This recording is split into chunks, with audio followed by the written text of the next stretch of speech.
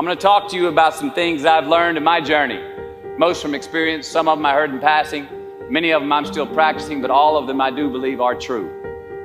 Now, they may be truths to me, but don't think that that makes them mine, because you cannot own a truth. So please think of these as signposts, approaches, paradigms that give some science to satisfaction.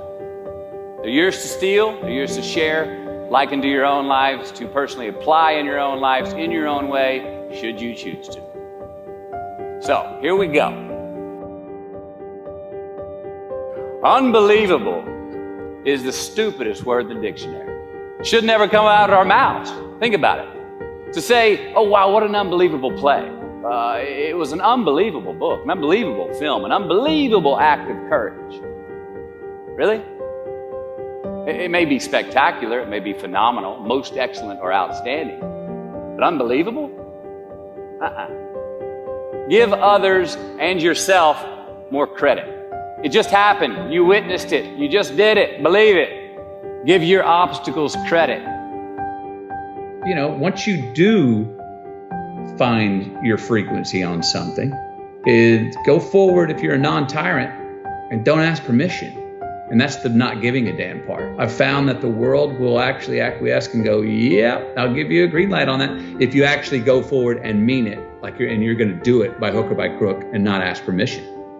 Life is not easy. It is not. Don't try to make it that way. Life's not fair. It never was. It isn't now, and it won't ever be. Do not fall into the trap, the entitlement trap, of feeling like you're a victim. You are not.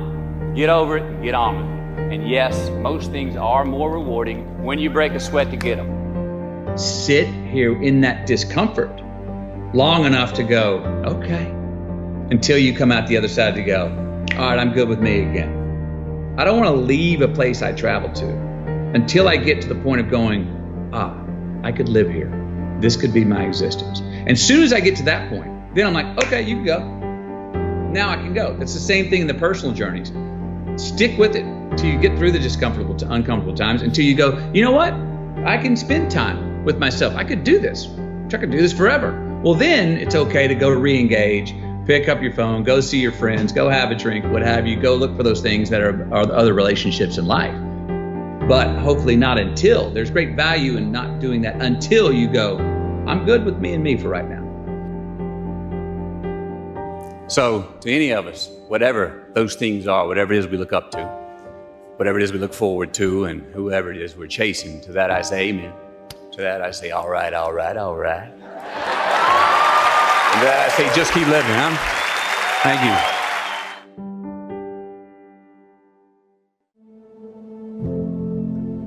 you. See, happiness is an emotional response to an outcome. If I win, I will be happy. If I don't, I won't. It's an if-then, cause and effect, quid pro quo standard that we cannot sustain because we immediately raise it every time we attain it. See, happiness demands a certain outcome. It is result reliant. And I say, if happiness is what you're after, then you're going to be let down frequently and you're going to be unhappy much of your time. Joy, though, joy is a different thing. It's something else. Joy is not a choice. It's not a response to some result. It's a constant. Joy is the feeling that we have from doing what we are fashioned to do. It is just as important where we are not as it is where we are. Look, the first step that leads to our identity in life is usually not, I know who I am. I know who I am. That's not the first step. The first step's usually, I know who I am not. Process of elimination. Defining ourselves by what we are not is the first step that leads us to really knowing who we are. South of New Orleans a few years ago, and I went to a voodoo shop, and they had this wooden partition against the wall with these columns, and in these columns were all these vials of these magic potions, right? And the headings above each potion defining what they would give you were things like fertility, health, family, legal help, energy, forgiveness, money. Guess which column was empty? Money. Let's admit it.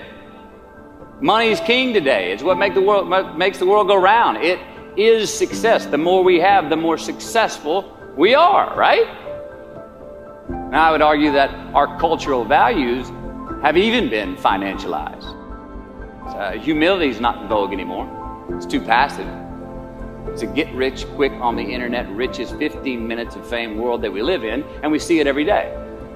But we all want to succeed, right? So the question that we got to ask ourselves is what success is to us, what success is to you. Is it more money? That's fine. I got nothing against money. I don't.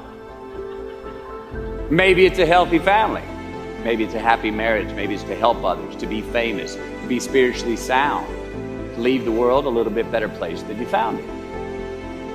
Continue to ask yourself that question. Now, your answer may change over time, and that's fine. But do yourself this favor. Whatever your answer is, don't choose anything that will jeopardize your soul.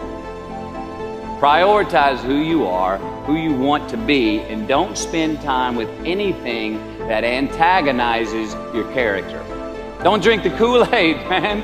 It tastes sweet, but you will get cavities tomorrow, all right? Life is not a popularity contest.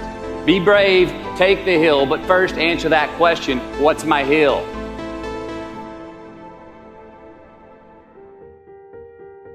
There's a responsibility to freedom, and that there is freedom in responsibility. You know, and that earn your way there. We remember the stuff we earn, the stuff we experience, more than what the teacher tells us or what someone gives us for free. We just do. We broke a proverbial sweat on it, whether it was mental or physical or whatever. We built it. We understand. We felt how we got it, how we achieved it, how we got what we wanted. Those stick with us. Whether we forget them intellectually, they were written in our lineage, and they build resilience, and they build a healthy, true optimism going forward to know that, oh no, I've worked for something before and achieved it. Delayed gratification. Oh, there are choices I can make today for myself that will pay me back later in life. So there are choices we make. If you're going to say right now, I'm going to lie, cheat, and steal to get what I want, and I got it. I got an immediate green light for me.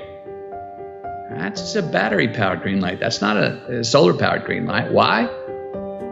Because now, everywhere I go, I got to look over my shoulder to see if someone's there that I lied, cheated, and stole from. And when I'm doing that, I'm stealing whose time? My time. I'm not free. I don't have the freedom. I didn't create freedom in my future because I chose to make an irresponsible act that I left crumbs. I've now got reasons to look over my shoulder. And the more things we do to create in our future that we got to look over our shoulder, the more of our most precious thing we have in our lives, time, that we're stealing from ourselves. So it's not puritanical. It's just like, it's actually self-serving. It's a very selfish choice. And I'm a fan of the word selfish. I've helped redefine it.